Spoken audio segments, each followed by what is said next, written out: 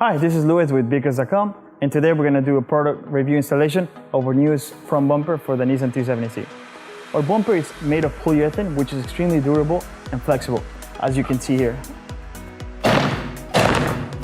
Not only that, but it's injected molded, which means a more precise fitment, and also it helps for the installation.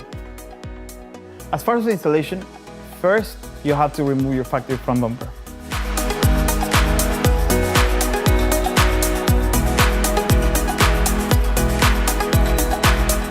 Then, with the help of a friend, you'll have to mount our front bumper, align the front bumper with our existing indents, and just making sure that everything aligns properly.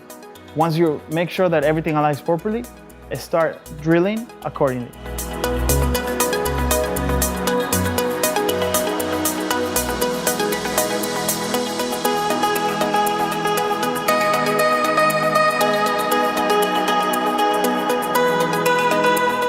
Lastly, you'll have to use your existing OEM hardware to install the front bumper.